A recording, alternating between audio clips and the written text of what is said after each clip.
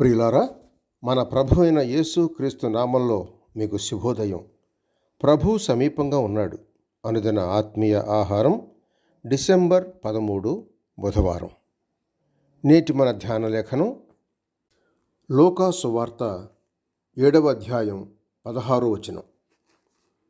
అందరూ భయాక్రాంతులై మనలో గొప్ప ప్రవక్త బయలుదేరి ఉన్నాడనియు దేవుడు తన ప్రజలకు దర్శనం అనుగ్రహించున్నాడనియు దేవుని మహిమపరచిరి. వ్యాఖ్యాన అంశం: దేవుడు తన ప్రజల్ని దర్శించాడు. వ్యాఖ్యానాంశం: దేవుడు తన ప్రజల్ని దర్శించాడు. వ్యాఖ్యానం: ప్రజల్ని దర్శించడం గురించి మనం మాట్లాడినప్పుడు వాళ్ళతో కూర్చొని కొద్దిసేపు మాట్లాడడం అని మనం తరచూ భావిస్తూ ఉంటాం. ఇతరులతో అలాంటి సమయం గడపడం ఖచ్చితంగా ఒక ముఖ్యమైన పరిచర్యే. ప్రతి ఒక్కరిని ఆదరించాల్సిన అవసరం ఉంది. ముఖాముఖిగా దర్శించడానికి మించింది మరొకటి లేదు. అయితే దర్శనం అనే పదం బైబిల్లో కాస్త భిన్నంగా ఉపయోగించబడింది. పాత కొత్త నిబంధనల్లో చాలా సందర్భాల్లో దేవుడు తన ప్రజలను దర్శించాడని చెప్పబడింది. ఈ మాట ఒకరినొకరు కలుసుకోవటానికి సంబంధించింది కాదు. దేవుడు దర్శించినప్పుడు ఒక పరిస్థితి గురించి చర్చించటానికి మాత్రమే గాక, ఏం జరుగుతుందో పరీక్షించడానికి, దాని గురించి ఏదో ఒకటి చేయటానికి దర్శనమిస్తాడు.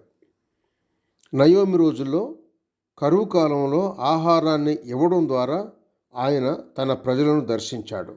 రూతు గ్రంథం 1వ అధ్యాయం 6వ వచనం చూడండి. శారా రోజుల్లో, హన్నా రోజుల్లో వారిని వ్యక్తిగతంగా దర్శించి వారికి కుమారులను అనుగ్రహించాడు. ఆదికాండం 21వ వచనం, 1 సమూయేలు గ్రంథం 2వ అధ్యాయం 21వ వచనం. ఇశ్రాయేలు ప్రజలు ఐగుప్తులో శ్రమ అనుభవిస్తున్న రోజుల్లో తన ప్రజలను తాను దర్శించిన విధానాన్ని, వారిని ఆ సమస్య నుండి విడిపించటానికి ప్రణాళిక వేసిన విధానాన్ని యెహోవా ప్రకటించాడు. చూడండి, నిర్గమాకాండం 3వ అధ్యాయం 16-17 వచనాలు. ఆయన తీర్పును తీసుకురావటానికి కూడా దర్శించవచ్చు. ఎందుకంటే ఆయన దోషులను ఏ మాత్రము విస్మరించడు. నిర్గమాకాండం 34వ అధ్యాయం 7వ వచనం చూడండి. దేవుని దర్శనం అనే విషయాన్ని లూకా ప్రత్యేకంగా వివరించినట్టు ఇక్కడ కనిపిస్తోంది. తన సువార్త గ్రంథంలోనూ అపొస్తలుల కార్యముల గ్రంథంలోనూ పరిశుద్ధాత్మ ప్రేరణతో పలుమార్లు ఈ పదాన్ని అతడు ఉపయోగించాడు. రక్షణను తీసుకుని రావడానికి దేవుడు తన ప్రజల్ని దర్శించాడని 2 సార్లు జకర్యా అనే యాజకుడు మాట్లాడడం మనం చదువుతాం. లూకా సువార్త 1వ అధ్యాయం 68, 69, 77, 78, 79 వచనాలు. లూకా సువార్త 7వ అధ్యాయంలో ప్రభువైన యేసు మృతదేహాన్ని మోసుకొని పోయేవారిని కలుసుకొని విధవరాలి కుమారుని తిరిగి బ్రతికించాడు. ఆ చుట్టూ నిలబడి అద్భుతాన్ని చూసిన జనసమూహం ఆనందంతో స్పందించారు.